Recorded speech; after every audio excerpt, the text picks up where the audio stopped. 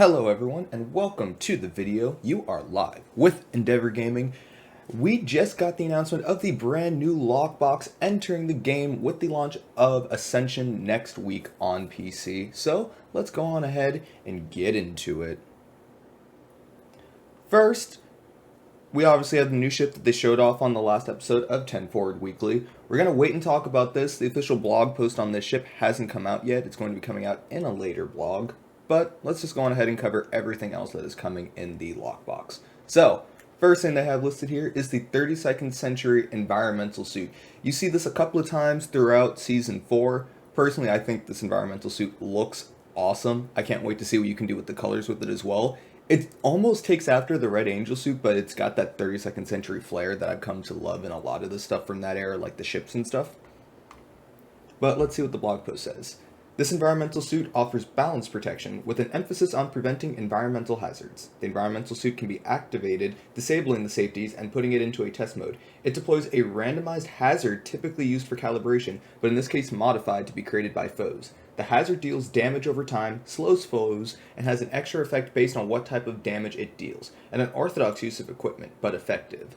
So this environmental suit's going to have some pretty interesting passives. I'm really interested to see what you'll be able to do with this thing.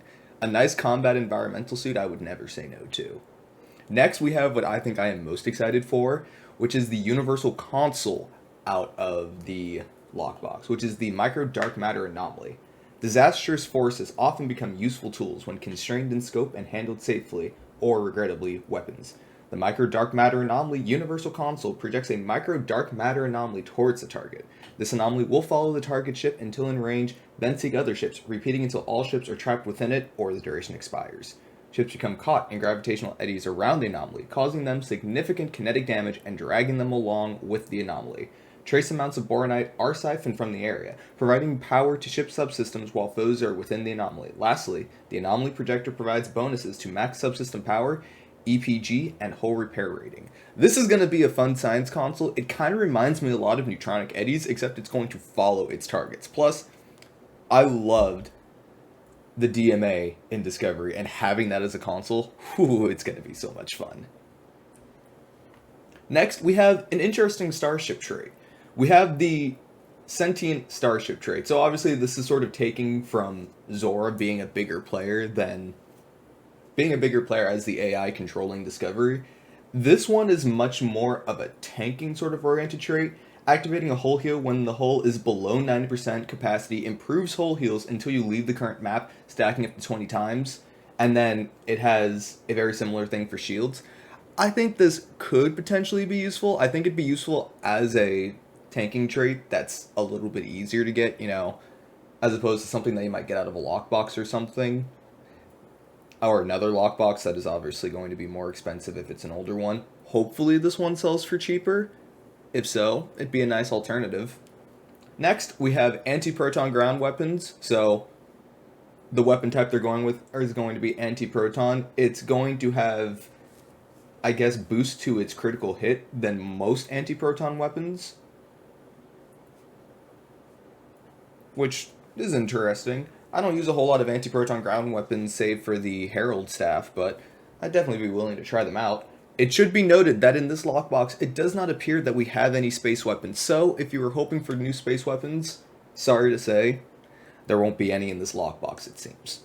Next, we have a universal kit module, which is the Blade Beetle Swarm. These were seen in one of the earlier episodes of Season 4, that giant swarm of beetles that I believe we're also deploying those little laser things is what this is. So it'll be a fun one. Next we have another interesting thing, the Unlikely Allies Duty Officers. So we've got three. We have Sister of the Kawat Milot. When you use this one, it has a chance of coming to your aid, reviving your downed bridge officer, and damaging enemies. You have a Foreign Specialist. Using an engineering bridge officer ability target on a foe has a chance to remove a buff from that foe. And then you have a Meddlesome Politician.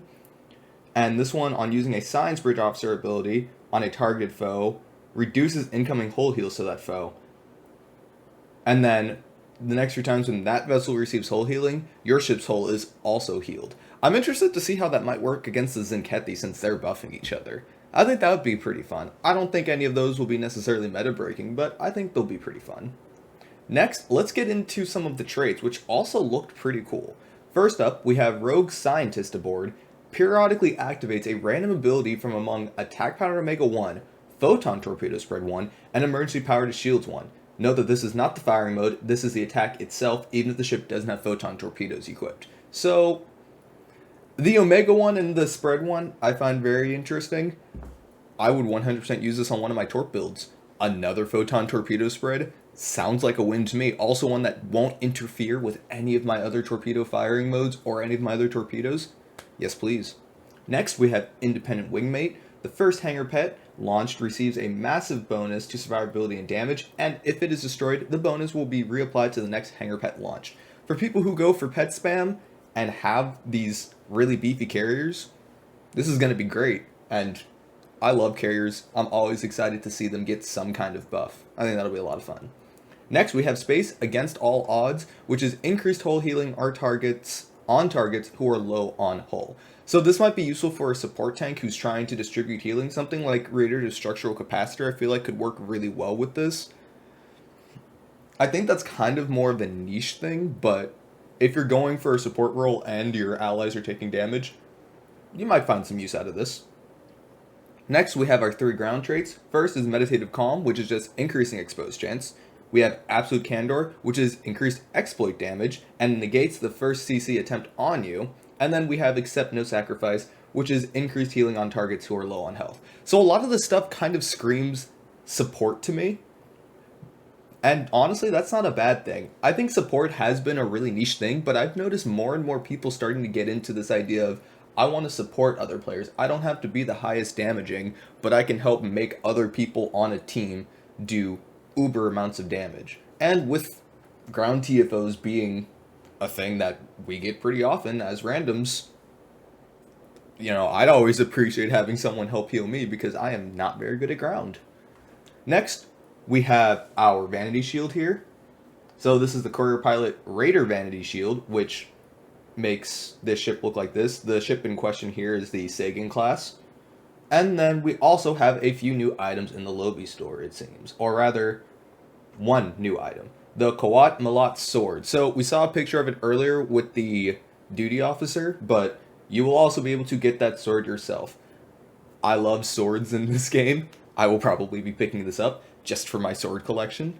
But yeah, what do all of you guys think of the new Lockbox? Let me know down in the comments below. If you enjoyed the video and want to see more, consider hitting that red button and that bell icon to get updated of every time there is a new video.